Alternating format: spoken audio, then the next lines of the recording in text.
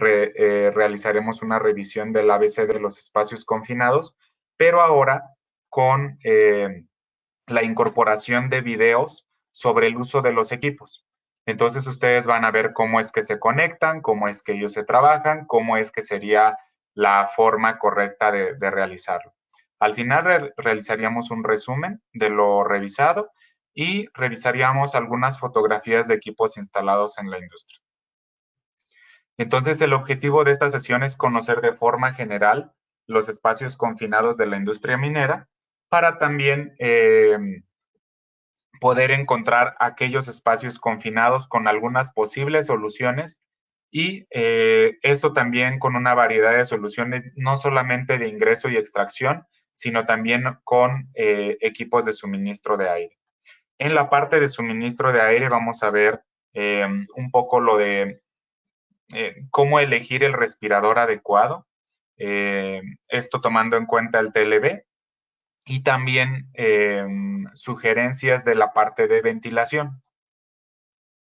Entonces, toda esta unión de informaciones para que los sistemas puedan mejorar la seguridad en cuanto a las actividades que se viven en las minas, pero también que ayuden a la productividad, que también es uno de los temas importantes que nos piden en la industria. Entonces, vamos a definir qué es un espacio confinado. Yo creo que la imagen habla más que por sí sola. Entonces, vamos a definir técnicamente lo que es un espacio confinado con 3 preguntas. La primera de ellas es si es lo suficientemente grande y está configurado para que una persona pueda entrar a realizar una labor. Entonces, vamos a estar analizando este lugar, esta boquilla del espacio confinado o todo el interior del espacio confinado y vamos a definir si es lo suficientemente grande para que una persona pueda entrar con los equipos necesarios a realizar una labor. Si contesto que sí, nos vamos a la siguiente pregunta. ¿Tiene los medios de accesos limitados o restringidos? Es decir, si tiene una entrada y una salida. Hay espacios confinados que solamente tienen una entrada y por la misma se puede regresar la persona, o hay otros espacios confinados donde hay una entrada y en algún otro punto puede tomarse como una salida. Y estos deben de estar restringidos como espacios confinados por su peligrosidad. De hecho, las diferentes normativas del sector industrial y la parte minera piden que se restrinjan estos lugares solamente a personas que están capacitadas o pueden realizar una actividad. Si contesto que sí a esta segunda pregunta, me paso a la tercera. Y vamos a contestar si es que este espacio no está diseñado para la ocupación continua del trabajador. Es decir, si fue diseñado para cualquier otra cosa, pero no para tener a una persona 8 horas continuamente trabajando. Por ejemplo, una trituradora, su principal diseño es triturar piedras, pero en algún momento se le realiza un trabajo de mantenimiento. Entonces, es un espacio confinado en algún momento porque no está diseñado para la ocupación continua del trabajador. Su función, su diseño principal es cualquier otra, pero no estar allí. Si yo contesté que no a alguna de estas preguntas, entonces técnicamente no se trata de un espacio confinado, aunque tenga que considerar las situaciones que se viven ahí dentro. Si contesté que sí a todas estas preguntas, entonces se trata de un espacio confinado en el que pueden en algún momento estar situaciones que pongan en riesgo la vida o la salud de la persona. Por ejemplo, un atrapamiento, una deficiencia de oxígeno, riesgos atmosféricos que puedan intoxicar a la persona y puedan ocasionarle enfermedades, ya sea en corto o largo plazo. Entonces, es importante considerar que cada uno de los riesgos que se viven, a los que el trabajador está expuesto, pueden requerir o no un permiso. ¿Cuándo vamos a requerir un permiso de trabajo? Sobre todo cuando estos riesgos pongan en peligro la vida o la salud de la persona. En muchas normativas, piden que los espacios confinados siempre requieran un permiso de trabajo. Hay algunos países, por ejemplo en Estados Unidos, que depende de la peligrosidad, requiere o no permiso de trabajo, pero es son pocos realmente aquellos los que no requerirán permiso de trabajo. Entonces, una vez definido esto de qué es un espacio confinado técnicamente con estas tres preguntas y habiendo sabido que existen situaciones que ponen en riesgo la vida o la salud de la persona, necesitamos conocer que hay 5 roles principales que juegan en los espacios confinados, cada uno de ellos con una responsabilidad específica. Existe el equipo de seguridad de salud ocupacional que se encarga de toda la parte eh, de seguridad y salud de los trabajadores. Existe el supervisor o aprobador de la actividad propia del espacio confinado.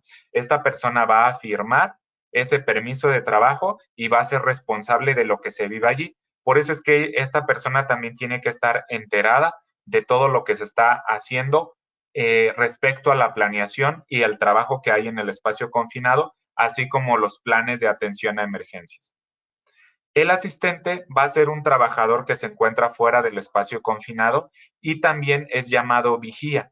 Entonces, este asistente o vigía es aquella persona que va a ayudar al entrante, al propio entrante, a realizar alguna actividad, incluso a comunicarse con él, y va a estar siempre fuera del espacio confinado. En ningún momento va a ser él la persona que entre al lugar porque está encargado de sacar o de sacar con bien a la persona con sus propios medios.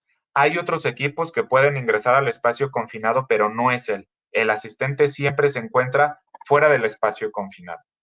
El entrante es aquella persona que va a realizar la labor dentro de ese lugar, ya sea de soldadura, de mantenimiento, de limpieza, etcétera. Es aquella persona que ingresa por algún elemento metálico, mecánico, realiza una labor y sale del espacio confinado.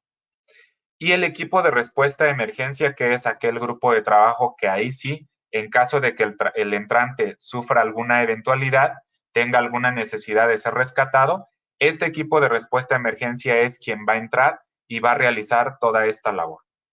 Entonces, es necesario proteger a cada uno de estos trabajadores que están en riesgo, que están realizando una actividad peligrosa y que puede comprometer su vida. Entonces, ¿quiénes técnicamente entran a un espacio confinado? Puede ser que sea una persona que forme parte de la propia empresa dueña del espacio confinado de ese lugar. Entonces, es aquella persona matriculada por la empresa que puede entrar al espacio confinado. Hay otras personas que son los contratistas especializados, aquellas personas que son subcontratadas para realizar una labor complicada, como es el trabajo en alturas, el trabajo eléctrico o también el trabajo en espacios confinados, en muchas ocasiones por la parte tan técnica o tan específica se subcontratan estas actividades. Entonces, estos contratistas pueden estar realizando labores dentro de mi empresa de espacios confinados y yo como empresa soy responsable de las actividades y también de su seguridad, ¿no? Y de revisar que ellos estén realizando las actividades o cuenten con el equipo necesario. Y un equipo de rescate que puede formar parte de la compañía o no, por ejemplo, el equipo de bomberos o de respuesta a emergencia que se traslada a una mina, en ocasiones es muy complicado porque hay minas que están a muchos kilómetros y es necesario tener un equipo de rescate bien específico dentro de la mina, ya sea para alguna situación rescatar a alguien o a lo mejor también para apagar algún incendio, etcétera. Entonces, por eso es que estos equipos de rescate es muy común que existan dentro de la mina. ¿Y para qué entrar a un espacio confinado? Hay un sinnúmero de actividades. Como en toda industria, siempre hay la necesidad de realizarle un trabajo de mantenimiento, reparación, mantenimiento preventivo, correctivo a muchos de los equipos que tenemos dentro de la mina. Entonces, puedo realizarle una simple inspección, una simple inspección muy sencilla, alguna limpieza, algún monitoreo ambiental que es necesario realizarlo en algunos procesos de la mina, reparación, etcétera. De los más comunes que hay es el tema del mantenimiento y soldadura. Esos son las actividades más comunes que se realizan dentro del espacio confinado. Pero hay una triste realidad de esta actividad, y es que año con año desafortunadamente hay fallecimientos a causa de trabajos en espacios confinados. Entonces, lo que les estoy presentando es una información pública de Estados Unidos que las estadísticas que dijeron que del 2005 al 2009, año con año, había un promedio de 96 muertos, solamente en Estados Unidos, referente a actividades en espacios confinados, donde el 61% de estos fallecimientos correspondió a riesgos físicos, es decir, actividades como ahogamientos, caídas, calor, etcétera. Entonces, todas ellas, ese 61% correspondió a esas partes físicas.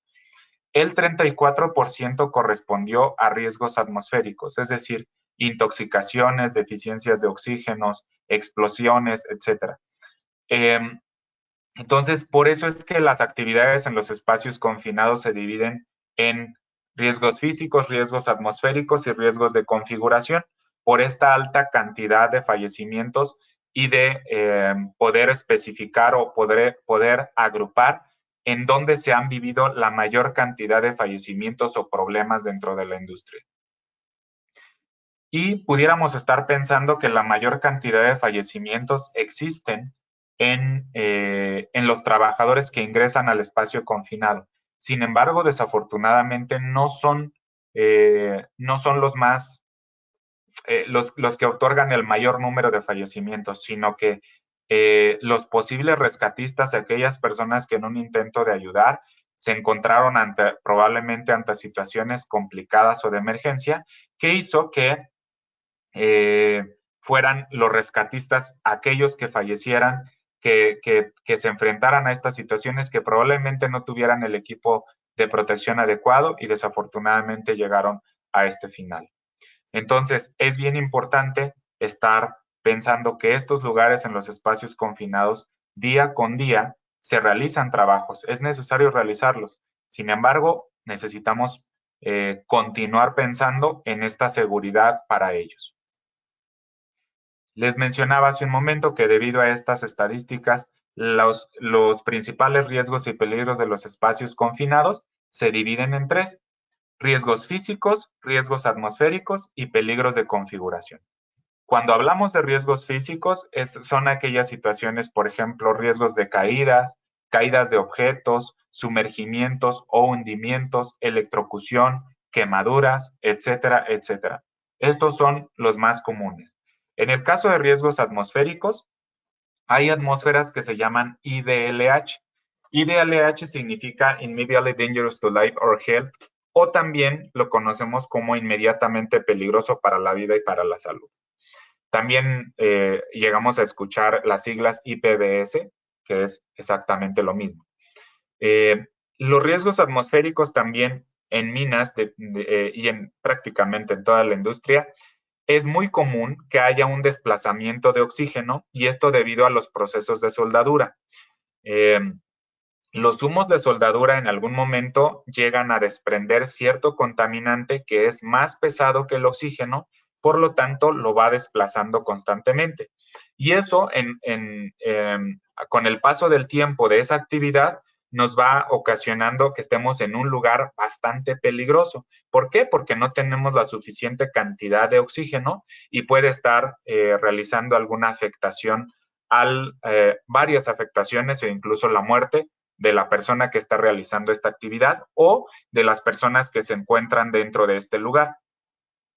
Hay sustancias tóxicas, hay gases o vapores inflamables, hay enriquecimiento de oxígeno que vuelve inflamable la atmósfera, o hay deficiencia de oxígeno, que es cuando estamos llegando más abajo del 19.5% de este gas.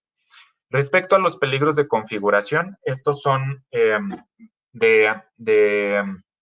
en algún momento hay un atrapamiento, alguna situación que complique el rescate ¿Por qué? Porque estoy utilizando equipos que no están adecuados para esa actividad. Hay espacios confinados de forma horizontal y hay espacios confinados de forma vertical, y en algunas ocasiones se puede pensar que los equipos de espacios confinados son disponibles o útiles para cualquier configuración, pero desafortunadamente no es así. Entonces, eh, las principales fatalidades las principales fatalidades que existen en la industria son, o muertes, son en primer lugar por la falta de oxígeno, en segundo lugar por causas de envenenamiento o intoxicación de gases tóxicos. Por la tercera situación de fatalidades son por lesiones causadas por una ignición de los gases inflamables. Y la última situación por la cual hay una muerte de los trabajadores es por el trabajo en alturas. Entonces, hubo una caída y desafortunadamente causó la fatalidad, la muerte del trabajador. Y hay otras actividades, por ejemplo, los derrumbes, electrocuciones o exposición biológica, que son también comunes. Entonces, eh, el jefe de seguridad de una mina tiene que estar 100% trabajando en el tema de seguridad 24/7, ¿no? Porque en todo su entorno existen constantes movimientos y existen situaciones que ponen en riesgo a muchos trabajadores.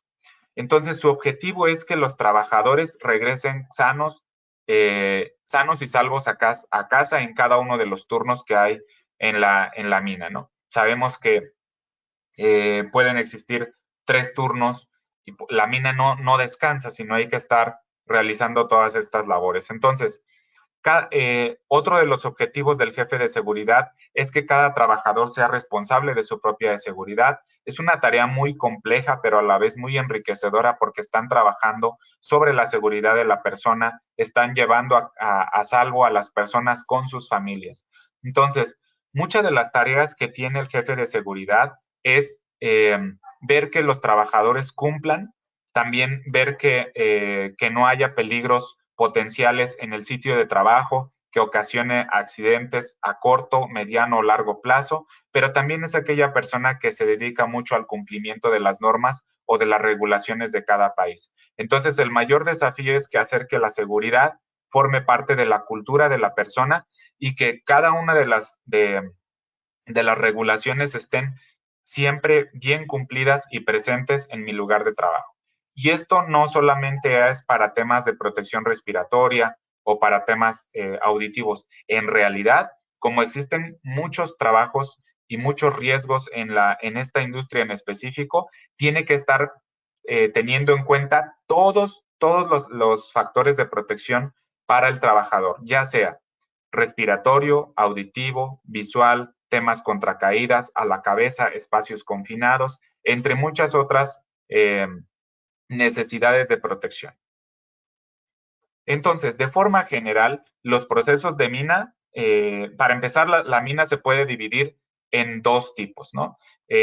Ya sea minas de tajo abierto o a cielo abierto, y hay otras minas que son minas subterráneas. Entonces, los que son de tajo abierto es porque el mineral se encuentra más cercano a la superficie y no es necesario realizar alguna excavación.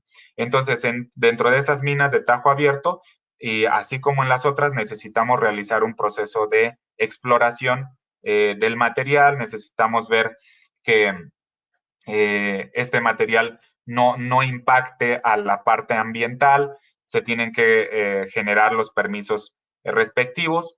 Después de esto hay una extracción del material, para eso se utilizan diferentes carros de dimensiones muy grandes, y ellos van trayendo todo este material y van depositándolo para realizar un procesamiento, que es, este procesamiento es estar separando, triturando los materiales y separándolos, ya sean procesos de licidación. Entonces, estos procesos son en algún momento mecánicos y en algún momento hay que agregar algún químico en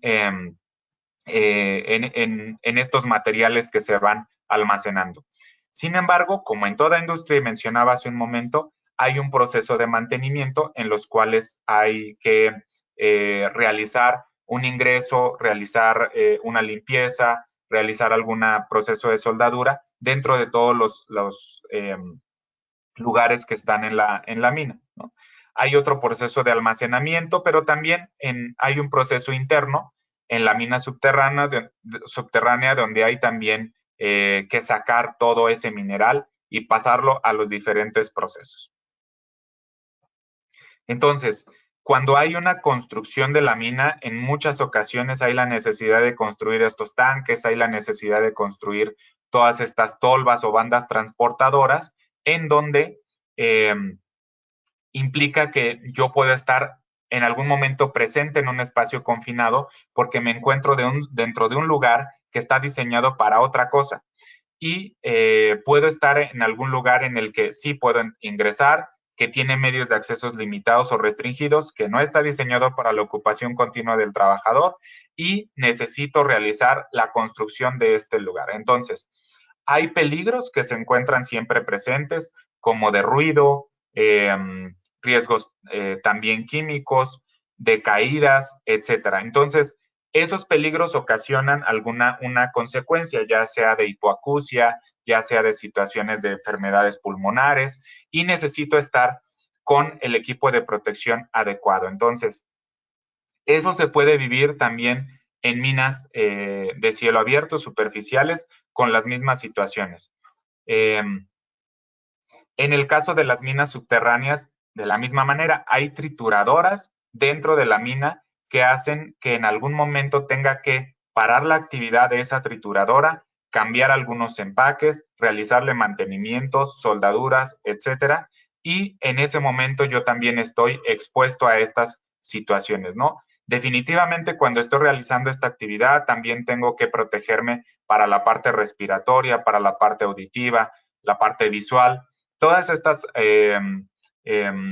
peligros o riesgos en los que está expuesto la persona, es necesario combatirlos con equipo de protección, con equipo de seguridad personal.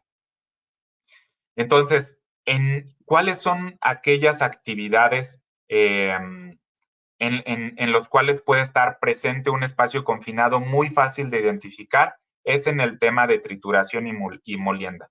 Entonces, hay molinos de bolas, hay molinos o molinos de sac en los que hay que cambiar cierta protección constantemente.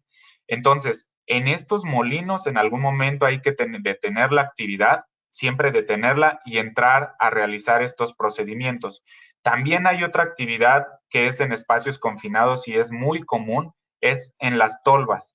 Entonces, en ellas también hay que entrar a realizar muchas actividades y estas son, se para la actividad, se determinan tiempos durante el año en los cuales hay un paro mayor o definitivamente cuando haya una necesidad específica, pero sobre todo en los paros mayores en los que hay la necesidad de ingresar.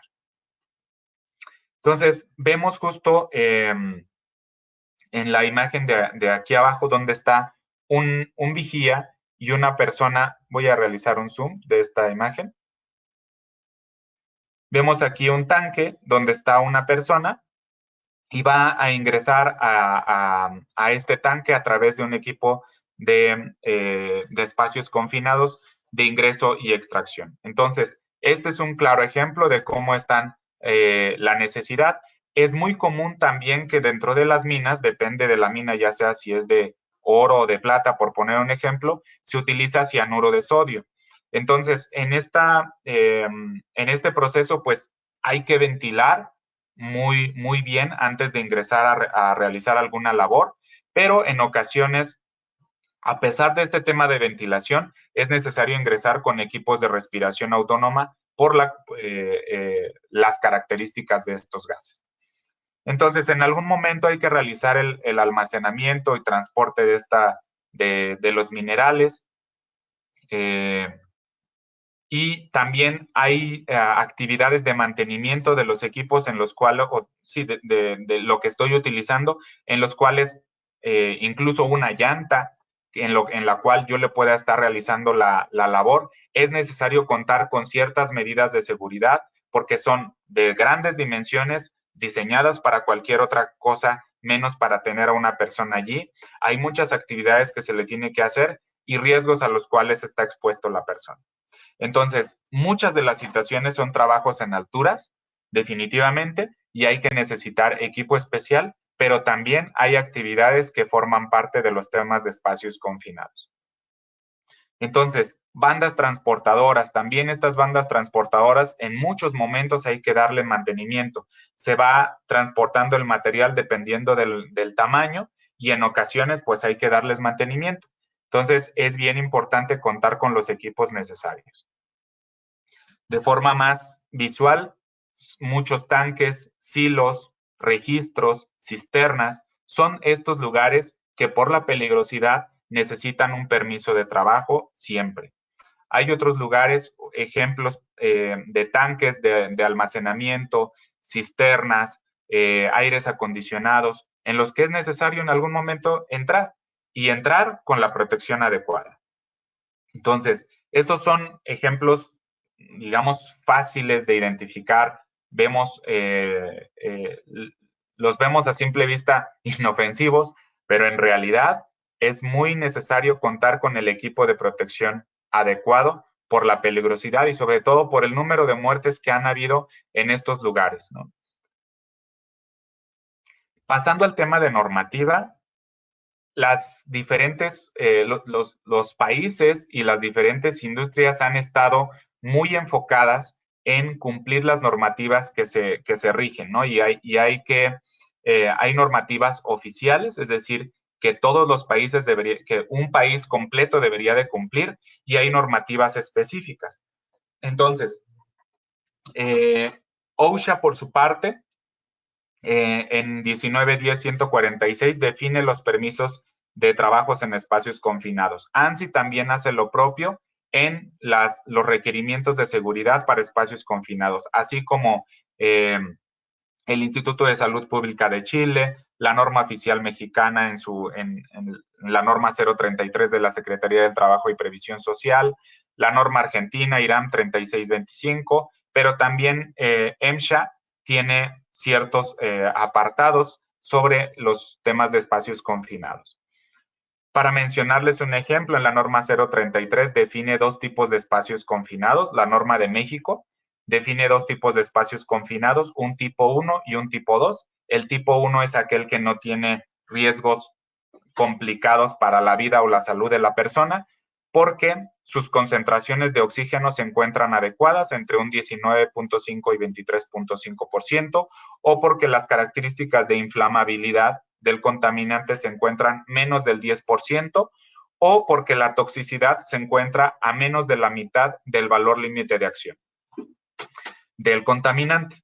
Sin embargo, se vuelve en espacio confinado tipo 2 con que cambie en cualquier momento de mi proceso uno de estos criterios. Es decir, si yo estoy trabajando en un espacio confinado, empiezo a soldar y yo mantengo la inflamabilidad en un buen estado, le mantengo la toxicidad también abajo del valor límite de exposición, pero en algún momento, por ejemplo, empiezo a desplazar ozono, a generar ozono y a desplazar oxígeno, y a lo mejor en algún momento ya no estoy al 19.5%, sino estoy al 17% de oxigenación.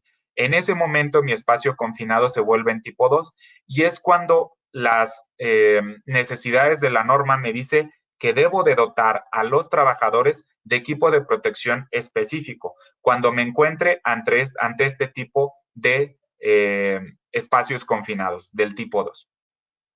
¿Y por qué lo hace así? Porque la norma define que en cualquier momento los espacios confinados se pueden convertir de medianamente peligrosos a muy peligrosos. Por eso es que es bien importante contar con los equipos para medir, para muestrear y monitorear las atmósferas, es decir, yo necesito realizar un monitoreo de oxígeno, de inflamabilidad y de concentración tóxica a través de un monitor multigas. Este monitor multigas tiene que estar bien verificado y calibrado, ¿no? Entonces, hay dos situaciones. Yo necesito verificar que el equipo se encuentre en buenas condiciones, se hacen pruebas de verificación, pero también se hacen pruebas de calibración con un gas patrón. Lo vamos a ver un poquito más adelante. Pero las normas también definen que hayan medidas específicas de seguridad, por ejemplo, de candadeo, de colocar medidas para que no entren permisos de trabajo, definir un tiempo máximo de permanencia del trabajador para saber si la protección respiratoria es adecuada, un plan de atención a emergencias. Todas las normativas me piden que siempre tenga un plan de atención a emergencias. ¿Qué voy a hacer si pasa algo, si le pasa algo a mi trabajador? También proveer de equipo de protección personal contra caídas en el caso de rebasar los límites de trabajos en alturas. En el caso de México es de 1.2 metros, en el caso, 1.8 metros. Abajo de mis pies de 1.8 metros yo ya debería de tener una protección contra caídas y solo personal capacitado. Pero ¿qué dice MSHA? MSHA pide que identifiquemos todos los espacios confinados en una mina y sus riesgos asociados, que planifiquemos por escrito, por medio de un permiso de trabajador, al trabajador, y que haya conciencia de las actividades que hay en la mina. Lo otro es que identifiquemos a los entrantes autorizados. Necesitamos aislar el espacio, es decir, todas las fuentes de energía que hay dentro del espacio confinado necesitamos bloquearlas y etiquetarlas. También se debe de llevar a cabo una prueba preentrada, que es decir, que necesito realizar un monitoreo de las atmósferas y necesito estar midiendo estas atmósferas, ya sea en oxígeno, en inflamabilidad y en toxicidad. Y necesito estar monitoreando constantemente estas atmósferas, es decir, siempre debo de contar con mi monitor de atmósferas, mi equipo de detección multigases conmigo mientras estoy dentro del espacio confinado.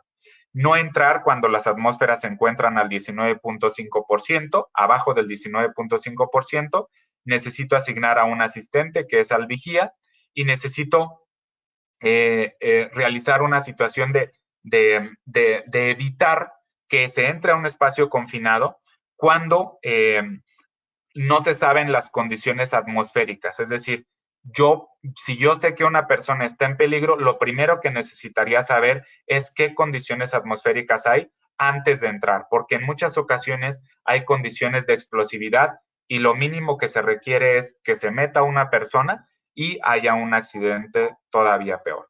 Entonces, MSHA también dice que necesito entrar con dispositivos mecánicos efectivos.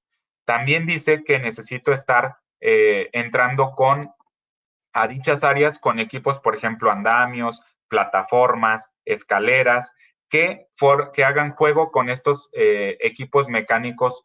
Pueden ser una ventaja mecánica, por poner un ejemplo.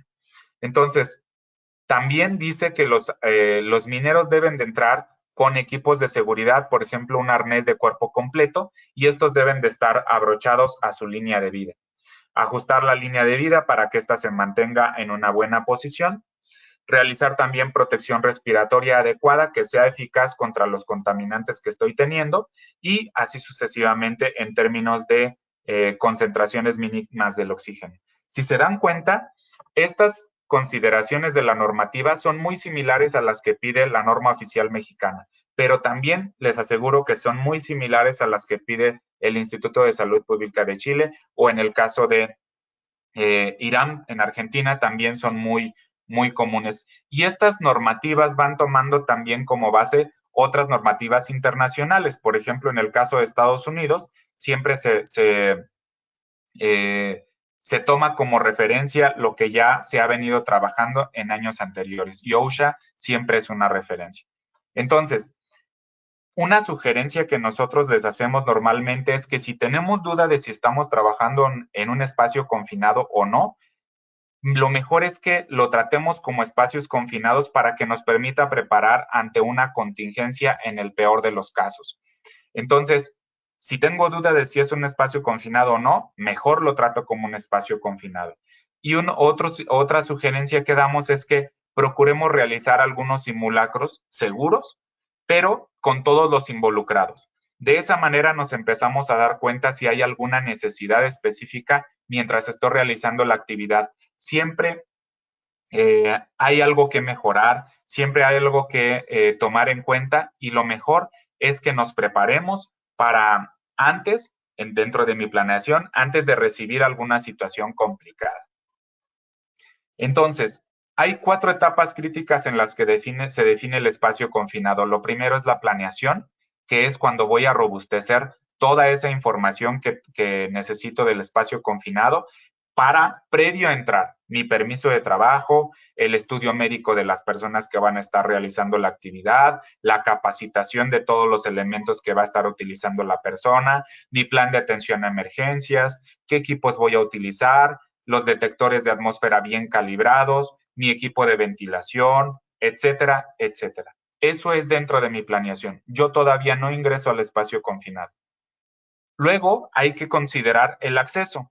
Necesito también saber que la persona que está realizando, que está utilizando los equipos de ingreso y extracción, que es mi vigía, necesita contar con toda esa información, estar bien entrenado, realizar un monitoreo de atmósferas desde afuera, y también esta persona necesita en todo momento estar protegido de la parte respiratoria. ¿Por qué? Porque en esa boquilla del espacio confinado también pueden estar sacando varios contaminantes y es necesario que esta persona pues no esté protegida, no los inhale y no vaya a estar también exponiendo incluso al entrante, ¿no?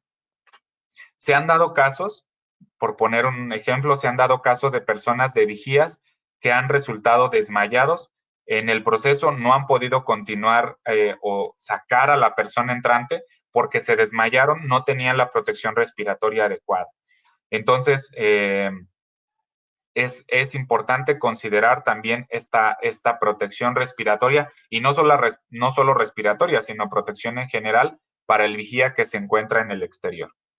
La tercera etapa crítica es el trabajo en el interior y es cuando ya el trabajador, el entrante, realiza una actividad dentro del espacio confinado. Esta persona tiene que haber estado bien entrenada, tiene que saber utilizar las herramientas, tiene que saber comunicarse con su exterior, tiene que haber pasado un examen médico, entrar en óptimas condiciones. Y en algún momento, la cuarta etapa es realizar un rescate y recuperación, es decir, cuando se termina la actividad, podemos entonces comunicarnos con mi exterior y se realiza la recuperación segura de la persona. Pero también hay algunas situaciones en las que es necesario realizar el rescate y para esto hay elementos que pueden ayudarme para realizar un rescate seguro en el caso de que no haya que entrar a rescatar a la persona, pero también hay otros elementos que pueden ayudarme en el caso de que un equipo especial entre a salvaguardar la vida de esta persona, de este entrante. Entonces, lo principal dentro de mi espacio confinado es tener una muy buena planeación. Y eso habla de identificar los espacios confinados, identificar los peligros que existen dentro del espacio confinado, tener un plan de rescate siempre en mi lugar de trabajo y haber combinado a las personas que son responsables de toda la situación de rescate. Ser capaz de medir las atmósferas, implementar medidas de prevención para no permitir el paso a personas no autorizadas, identificar los deberes de todos los empleados, es decir, qué es lo que tiene que hacer cada una de las personas y brindar capacitación constante, así como proporcionar el equipo de protección adecuado dentro de cada una de las actividades del trabajador y implementar procedimientos adecuados para activar los servicios de rescate y de emergencia. Les mencionaba, uno de los ejemplos es tener simulacros constantes con todas las personas y eso beneficia en muchas ocasiones saber que estamos realizando una actividad entre comillas normal, pero estamos haciéndolo para que todos los que están involucrados sepan qué hacer en el caso de que haya alguna situación real, una situación de riesgo, una situación en un lugar complicado.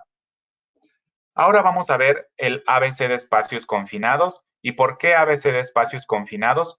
Esto es porque en algún momento se definió que cada una de las letras del alfabeto, 3M lo definió así, que cada una de las letras del alfabeto íbamos a tener una solución que aplicaba. Por ejemplo, A de anclaje, es decir, el anclaje que yo voy a tener fuera de mi espacio confinado que me va a ayudar a estar conectado con el exterior y que en ese anclaje se le van a colocar las ventajas mecánicas que le van a ayudar a mi vigía a rescatarme sin tanto esfuerzo.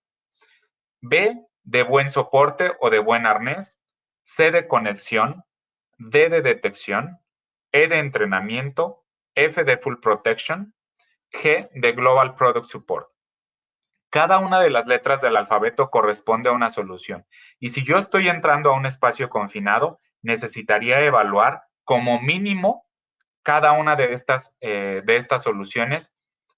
No importa la marca, no importa lo que yo esté considerando comprar, pero sí es importante que cuente con cada una de estas soluciones. Si hablamos de los anclajes, estos van a estarse definiendo dependiendo de la dirección de entrada del espacio confinado. Hay espacios confinados horizontales y verticales. En el caso de situaciones horizontales, hay equipos que permiten conectar una ventaja mecánica y ser adaptados dentro de la longitud, con una longitud para que sean más adaptables, por ejemplo, al vigía o al entorno que yo estoy conectando. En el caso de los equipos verticales, hay un gran número de soluciones que se pueden adaptar dependiendo de la entrada del espacio confinado. Desde equipos que son fijos, es decir, bases que se van a mantener fijas en ese lugar, o algunos tripiés o tripoides, que son creo que de los más comunes que hay dentro de la industria, o equipos de soluciones David o brazos David. Entonces, ¿cómo es que estos equipos facilitan mi acceso o rescate? Definitivamente pensar que un entrante entra sin equipos que le permitan regresar a la boquilla del espacio confinado compromete la seguridad porque hay probables riesgos de caídas, compromete la exposición de la persona y el tiempo de la persona dentro de ese lugar. Entonces, estos elementos de conexión, de ingreso a las personas, afectan directamente también a la productividad. ¿Por qué? Porque van a ser más tardados las actividades, va a ser ineficiente, por supuesto, compromete la vida y la salud de la persona. Entonces, el tiempo para realizar la actividad es mayor, el tiempo para rescatar a una persona también va a ser mucho mayor. Entonces, es bien importante considerar estos elementos de seguridad que van a favorecer no solamente a esto, a la seguridad, sino a la productividad de la labor.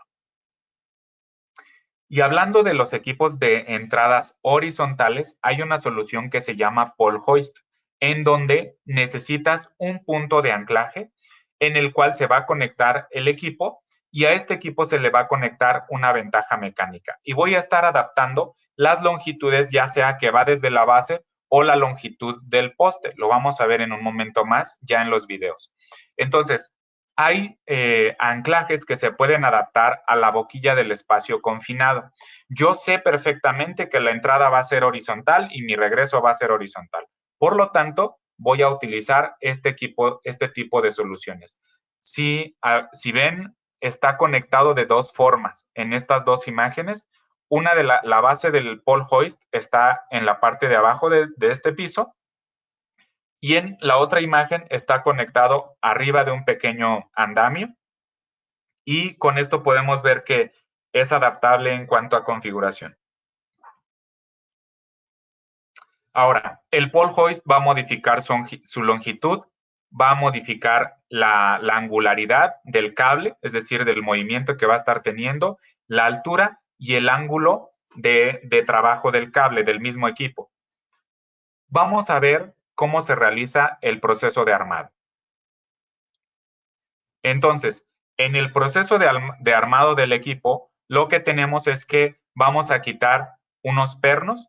Estos pernos lo que va a hacer liberar la pata o la posición del equipo. Posteriormente vamos a poner en horizontal las partes antideslizantes, que son estas que estamos teniendo que estamos viendo en la imagen, y posteriormente vemos al equipo cómo es que colocamos la angularidad de la pata con otro perno. Es muy sencillo de colocar, solamente presionamos y pasamos el perno de un lado a otro.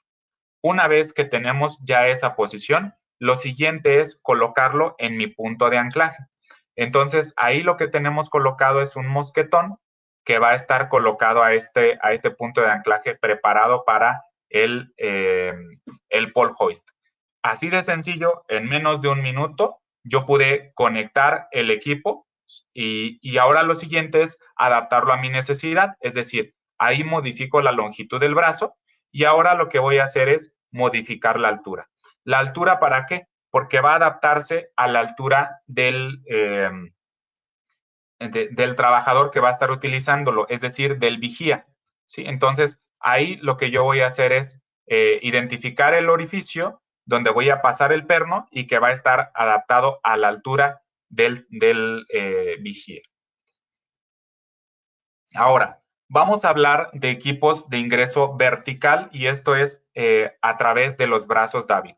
Existen sistemas preconfigurados que se adaptan a ya muchas soluciones. Es decir, este equipo que tenemos en la parte izquierda es un equipo que se llama 5 piezas. Este es otro equipo que tiene una canastilla. Este es otro equipo que se adapta a vehículos.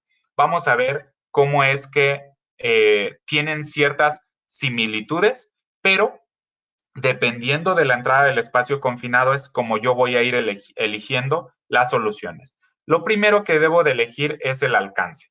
Entonces, el brazo pescante tiene varios alcances.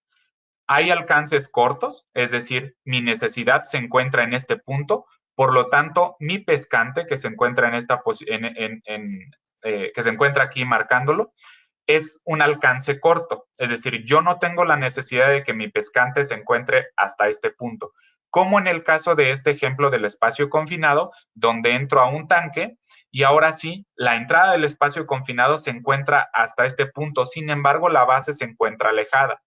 Aquí tenemos una base fija, asimismo esta base que es con concreto, esta base es fija sumergida al piso y lo que tenemos es un alcance largo. Entonces, esta es la diferencia primero en el tema del pescante. Lo siguiente es que voy a definir la altura a la cual va a estar puesto el mástil. Hay diferentes tipos de mástil, como lo vemos aquí, y tienen que estar empatados con el pescante, es decir, y con la base. Es decir, va a haber una correlación entre el mástil, el pescante y la base que yo estoy utilizando. Entonces, hay que definir bien qué tipo de, qué tamaño de poste.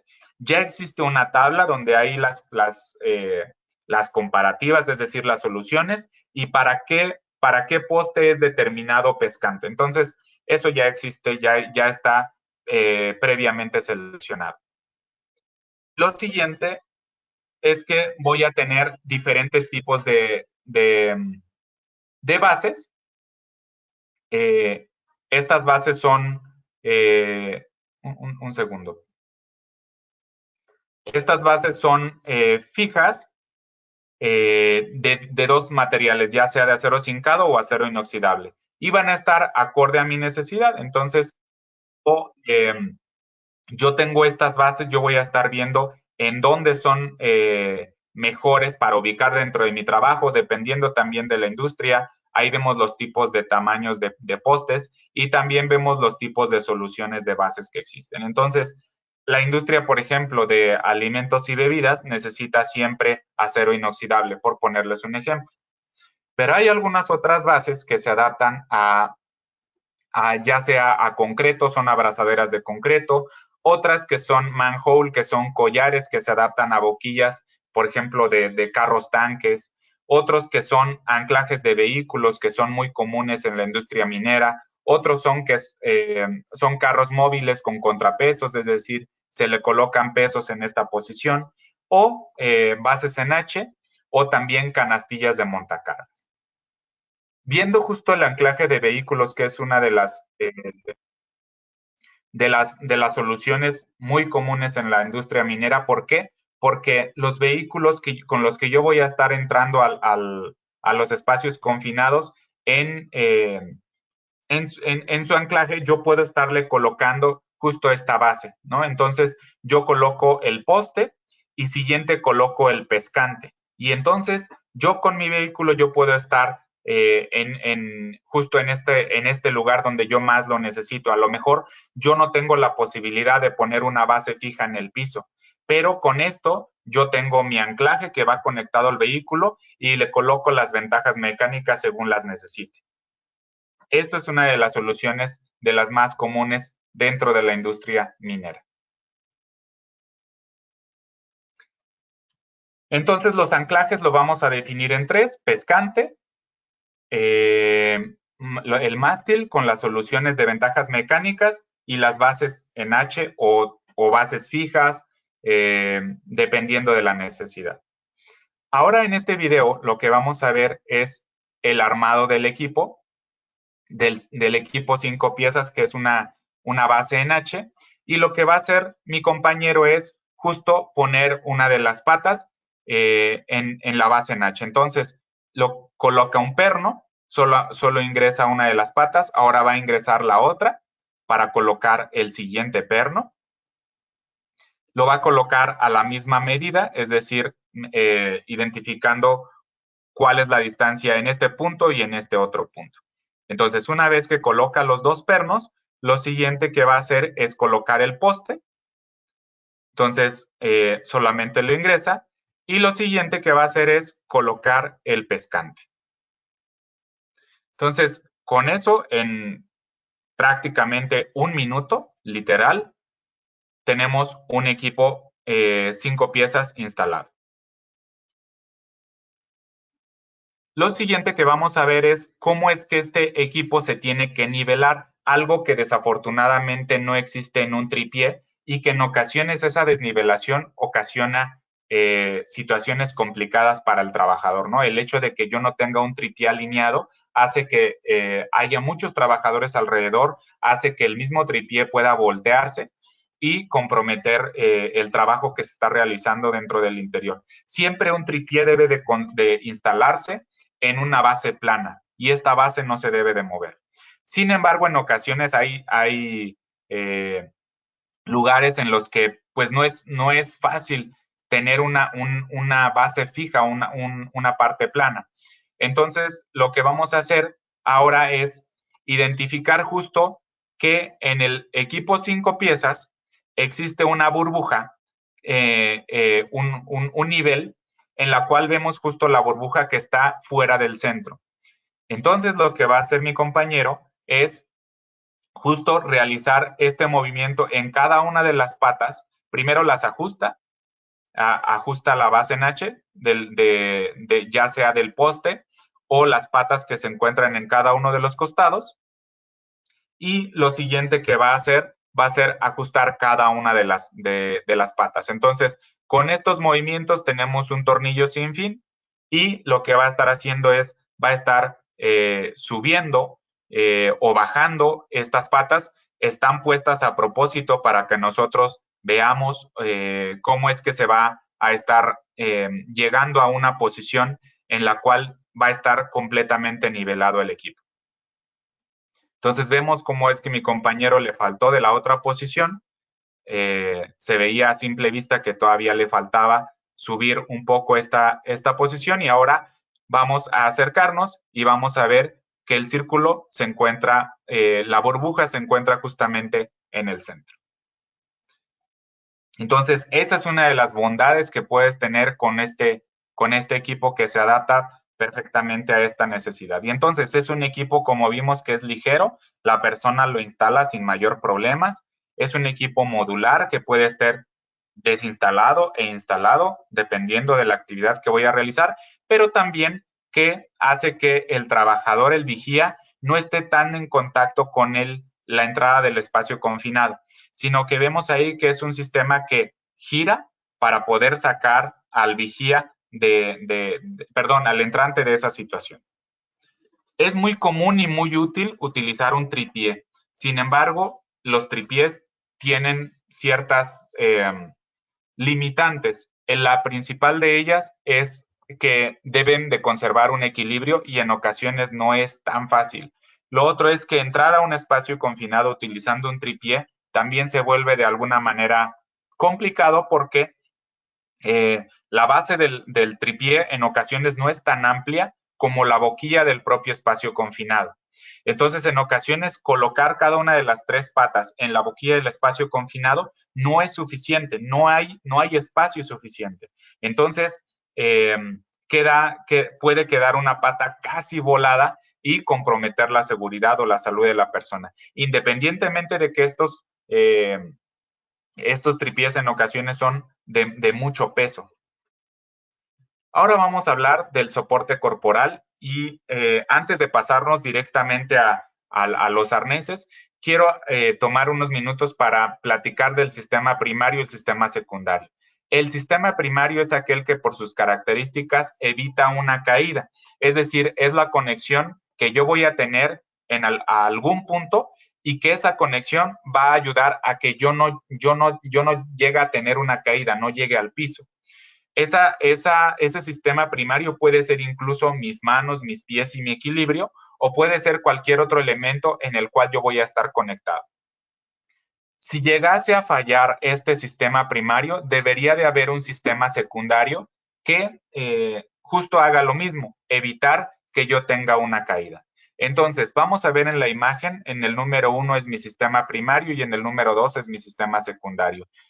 En la primera imagen, mis manos, mis pies y mi equilibrio pueden ser aquel sistema primario que me ayude a no caer. Si fallara, si yo me resbalara,